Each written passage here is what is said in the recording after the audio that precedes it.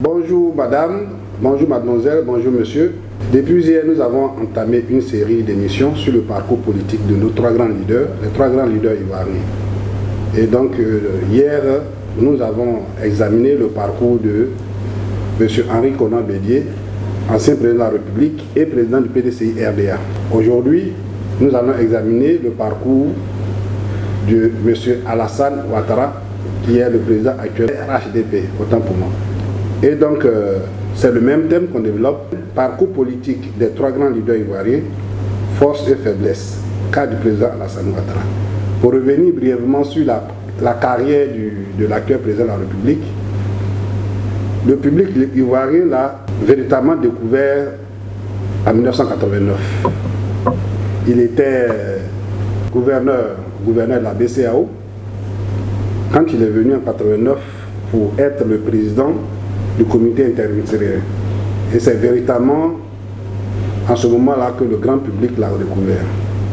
Et du comité interministériel, il est devenu Premier ministre en 1990, poste qu'il a occupé jusqu'à la mort du premier président de la République d'ailleurs, Félix Houphouët-Boigny, en 1993. Et après 1993, il a un peu disparu. Je ne parlerai pas des péripéties qui ont entouré la mort du président de la République. Il a un peu disparu et on l'a retrouvé au FMI en tant que gouverneur général adjoint. Et après le FMI, il est revenu en Côte d'Ivoire en 1995, je crois, si ma mémoire est bonne, pour gérer le RDR qui a été créé entre-temps en 1994 par Guény Kobina. Et en 2000, il s'est porté candidat à la présidence de la République et il n'a pas été retenu. Sa candidature a été invalidée. Et donc, de 2000 à 2010, il est resté dans la bataille politique. En 2010, il s'est présenté par des arrangements politiques. La Constitution 2000 qui lui barrait la route, on a trouvé une astuce, notamment l'application de l'article 48, et il a pu se présenter. Et il a gagné les élections. Je ne reviens pas sur les péripéties de cette élection qui ont causé la mort officiellement de 3000 personnes. Mais toujours est-il qu'il a été déclaré président de la République. Et depuis 2010, M. Alassane Ouattara est le président de la République de Côte d'Ivoire. Il est donc à son troisième mandat. C'est brièvement rappeler le parcours de l'actuel président de la République. Et donc la question, c'est les forces et les faiblesses de M. Alassane Ouattara. Monsieur Barthélémy Théin, vous êtes notre invité. Ça fait plusieurs fois que vous venez sur notre plateau. Merci de nous rester fidèles. Merci Théo. Monsieur Beta Michel, vous aussi vous êtes un habitué de notre plateau. Merci de votre fidélité, de votre engagement à nos côtés. C'est moi qui vous remercie. Voilà. Monsieur Beta, ce parcours que j'ai brièvement brossé, est-ce que vous y voyez une force ou vous voyez une faiblesse? Je voudrais d'abord vous remercier pour l'invitation que vous me faites encore une fois d'être sur votre plateau et de parler de... Moi, je pense que c'est un sujet fort à propos, puisque ces personnalités que sont le président Bédié, le président Alassane Ouattara et le président Henri Konan et le président Laurent Gbagbo, ce sont ceux qui plafondent, qui meublent la vie politique au plus haut niveau depuis plusieurs années. Nous sommes presque à 20 ans, 22 ans, presque 25 ans, au moins une trentaine d'années. Donc, voyez-vous, et aujourd'hui, sculpter leur parcours politique est important pour que nous puissions tirer les enseignements et tirer les bonnes leçons pour la suite de la suivi politique, de la suivi de ce pays-là. Je voulais, pour en revenir au sujet du jour, vous avez parlé des faiblesses et des forces de Alassane Ouattara. Alassane Ouattara, il faut le dire, quand vous évoquez son parcours, vous-même vous évoquez sa carrière en tant qu'économiste, oui, à certains postes très importants. Au FMI notamment.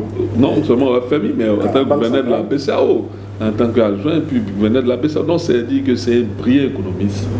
Et vraiment pour cela, on ne peut pas le lui contester. C'est ça. Voilà, il a fait ses armes, il a fait ses preuves.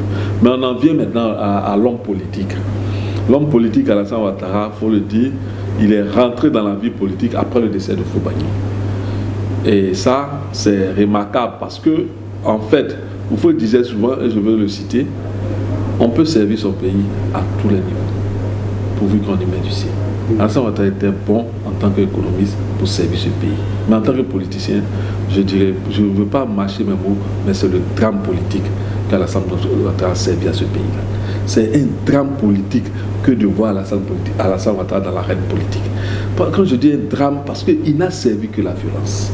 C'est exagéré. Non, je mesure mes mots. Parce qu'en fait, on ne peut pas comprendre. Moi, je suis aujourd'hui surpris, même quand j'entends certains de ses partisans oublier ses propos meurtriers. Quand on dit comme ça, je frapperai ce pouvoir moribond et il tombera. Attendez, vous imaginez un politicien de la trempe qui a géré un pays comme le président Henri Konan Bédié, comme le président Laurent Gbagbo, tenu ce type de propos-là, alors qu'Alassane Ouattara, avant d'être opposant politique, il a géré le pays à un niveau important en tant que Premier ministre. Donc il connaît l'importance des mots. Il a pu dire cela par dépit. Mais par dépit, mais c'est les conséquences qui sont là. C'est pourquoi je dis que c'est un drame politique. Mais économiquement, on peut le tirer. Mais politiquement, Alassane a servi ce pays-là de façon dramatique. Parce que je vais en revenir. C'est un discours qui a été bien entendu par des partisans qui se sont mis autour de lui. Mais j'en viens. C'est un discours de circonstance. Non, il ne faut pas le dire comme ça. Parce que c'est nier le drame que ça a causé à ce pays-là. Je viens, quand Alassane Ouattara dit comme ça, je ne veux pas qu'il soit candidat parce que je suis musulman, je suis du Nord. Mais attendez, vous imaginez des gens de propos tenus par un président comme Henri Konan Bédié, alors qu'il a les raisons de le tenir. Quand Alassane Ouattara arrive au pouvoir, quand il dit comme ça que les musulmans sont 40% et puis sont moins représentés dans les postes de responsabilité et que lui va corriger cela par le rattrapage. Mais attendez, vous pensez que politiquement, tous ces propos-là, quand on les met ensemble et qu'on regarde tout ce que ça crée dans ce pays, et c'est en train de crier, mais on se dit, mais pourquoi la santé? Mais vous opposez que s'il y a eu un besoin de rattrapage, c'est parce que certainement qu'il y avait des choses à rattraper. Mais justement, ces choses à rattraper, c'est au mépris des valeurs que ce pays-là a construites. Parce que quand on parle d'unité, quand on parle de paix, la Côte d'Ivoire a construit ses fondements sur ces thèmes-là, non pas la division, mais Alassane Ouattara était le commun diviseur politique des Ivoiriens. Et ça, il faut le dire. Parce que, en fait, moi, je veux qu'on montre l'homme comme il est, pour que les gens s'en servent, pour ne pas que ça se répète. Donc ils disent, non, Alassane gère bien le pays, il a sécurisé le pays. Je dis, mais c'est l'intelligence politique de ses opposants. C'est l'intelligence politique de ses opposants, il faut le lui dire. Il faut le lui rappeler. Sinon, si ces propos que lui tenait en son temps qu'il était opposant, si ces mêmes opposants tenaient ce type, vous pouvez qu'on serait dans cette situation d'accalmie là. Mais il faut saluer ceux-là. Mais non pas Alassane, parce que je ne sais pas, je dis on peut servir ce pays à tous les niveaux, pourvu qu'on nous mette du sien. Alassane a servi la Côte d'Ivoire en tant qu'économiste et on a vu des résultats qui, c'était pas satisfaisant pour tout le monde, mais c'était à la mesure de nos difficultés et il a servi, on peut le saluer. Mais quand il est rentré en politique, mais ça a été la catastrophe. Et le pays continue de payer le prix fort de son entrée en politique. Je crois que vous nous avez donné l'occasion d'en parler plus en profondeur, mais je me tiens ici pour dire que économiquement, Alassane Ouattara a servi le pays et je le dis mon chapeau. Mais politiquement, Alassane Ouattara a détruit ce pays. Une chose que nous ne pouvons pas nier, depuis maintenant 12 ans que M. Alassane Ouattara est au pouvoir, la Côte d'Ivoire connaît une paix relative. Dans la question, il y a à boire et à manger, comme on dit à Ourama Abidjan. Non. Moi, je pense que si la Côte d'Ivoire est en paix depuis 12 ans, une paix en Kémé, c'est comme l'a dit mon confrère Beta, il faut saluer l'opposition. Il faut saluer l'opposition parce que l'opposition, elle s'oppose dans les règles de l'art. Mais est-ce que ce n'est pas du fait que l'opposition a été émasculée? L'opposition s'oppose, donc comme j'ai dit dans la règle de l'art. Est-ce que l'opposition a le choix? Oui, elle a le choix. Elle pouvait faire comme on lui a fait. Peut-être que l'opposition n'en a pas les moyens. Non, mais moi je crois que si la question, je vais vous arrêter, monsieur. Non, je vais t'arrêter même tout de suite. Parce que quand vous dites que quelqu'un n'a pas les moyens, vous prenez un homme qui a été président de ce pays pendant 10 ans, Laurent Gbagbo. Vous prenez un homme qui a été de ce pays pendant près de 6 ans, Henri Konan Bédié. Avant d'être président même, il a été président de l'Assemblée nationale. Il a été ministre de l'économie. Vous pensez qu'il n'a pas les moyens? Il a non seulement les moyens internationaux, c'est-à-dire les relations qu'il faut, et il a les moyens financiers même, si je peux le dire, pour mettre ce pays-là à genoux, comme Alassane Ouattara a tenté de le faire pendant son temps qu'il était dans l'opposition. Il ne faudrait pas vouloir minimiser les choses. Parce qu'en fait, quand des gens montrent la maturité, il faut les saluer. Parce que ce pays-là, ils l'ont tellement aimé qu'ils ne veulent pas lui donner les mêmes exemples que Alassane lui a donné. C'est tout. Sinon, ce n'est pas des moyens qui leur manquent. Non, loin s'en faut. Mais attends, quand vous parlez de moyens, vous parlez de quoi même vous? Vous parlez de quoi? Je vais vous entendre. Vous parlez de relations, vous parlez de financiers, mais ils ont dirigé le pays pendant 10 ans. On sait ce que ça veut dire. Mon Dieu. Je pose des questions. Non, je vais t'arrêter sur cette question. Vous voyez donc, continuer. Je disais que c'est parce que l'opposition n'a pas voulu faire comme on lui a fait. Gbagbo a été déclaré vainqueur par le Conseil constitutionnel de Côte d'Ivoire et que Thioye a dit non, non, c'est le spectacle qui a gagné. Il y a eu ce qu'il y a eu. Mais Gbagbo a dit au militaire de replier sur Abidjan. Vous lui faites la guerre. Ils n'ont pas fait la guerre, ils ont replié. Parce que quand on fait la guerre, qui meurt? Ah, mais il y a eu quand même 3000 morts. Oui. On ne peut pas dire que les militaires ont replié. 3000 morts. On sait comment ils sont morts. Prenons le seul cas de Djokwe Djokwe Carrefour. Il y a eu au moins 1000 morts à Djokwe en un seul jour. Au moins 1000 morts. On l'a tué. La mine n'était plus là. La mine actée Djokwe. Aux élections de 2020, il y a eu ce qu'on appelle la désobéissance civile qui a aussi entraîné beaucoup de morts. Si tant est que l'opposition en Côte d'Ivoire avait le souci de l'intérêt public, l'intérêt de la Côte d'Ivoire, comment peut-on expliquer qu'il y ait pu avoir cette désobéissance civile qui a entraîné à son tour des morts? Mais mon cher Théo, je vais finir, je vais répondre rapidement, puis tu vas prendre la parole. Tu sais, cher confrère, oui. Je vois que tu as suivi 2020. Tu as bien suivi. Bon, restons dans le gouvernement. Non, je vous dis, vous avez bien suivi 2020. Oui, voilà, cher confrère. Donc, vous dites que 2020, désobéissance civile, il y a eu un mot qui accompagne ça, désobéissance civile. Civile. C'est pour dire quoi? Éviter l'affrontement. Donc, qui attaque? Mais c'est ce que le pouvoir envoie. Qui attaque des personnes au menu qui ne veulent pas exécuter cette tâche, c'est tout. Sinon, l'opposition était dans la désobéissance civile, qui signifie quoi? Je dois dire désobéir par tous les moyens. On peut le dire. L'opposition pourrait utiliser ce vocabulaire-là. Je vous dis, quand une opposition, devant les forfaitures d'un pouvoir, parce que nous étions dans une période où un Ouattara qui ne pouvait même pas être candidat encore, la Constitution l'a dit, les experts même qui ont écrit cette Constitution l'ont dit à l'Assemblée nationale, le ministre de la Justice l'a dit, que Ouattara ne pouvait pas, au regard de cette Constitution, être candidat. A voulu contre Fanzé-Marie, contre cette Constitution-là, en la piétinant, en manipulant les juges constitutionnels, revenir encore se présenter. Il a fait. Mais la preuve de la maturité encore de l'opposition, parce que ça, c'est un coup d'État constitutionnel que Ouattara a fait. Donc, il pourrait demander d'utiliser tous les moyens pour s'opposer à ce coup d'État constitutionnel-là. D'autres l'ont dit ces mots-là. Opposez-vous par tous les moyens.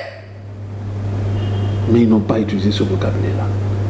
Ils ont plutôt opté pour une désobéissance civile. Pour faire entendre leur voix. Parce que c'est des voix démocratiques. Est-ce que le retard n'a pas été... Non. Il ne faut pas...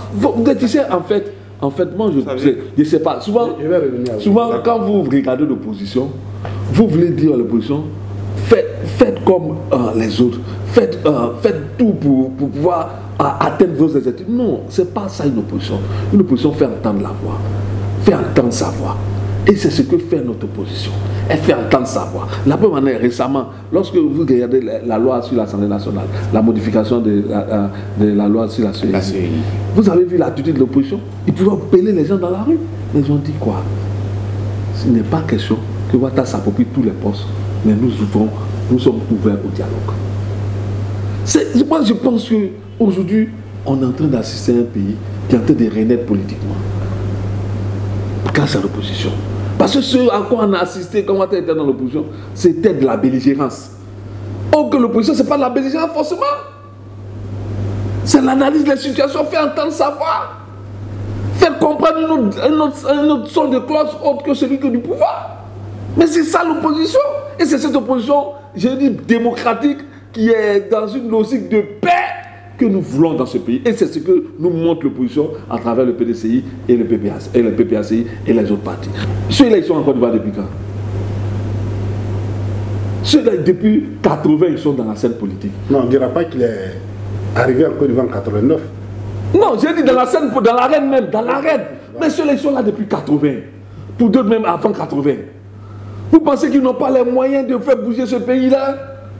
Des moyens de remuer tous les villages, toutes les tribus pour faire entendre le son que Ouattara a fait entendre quand il était dans l'opposition.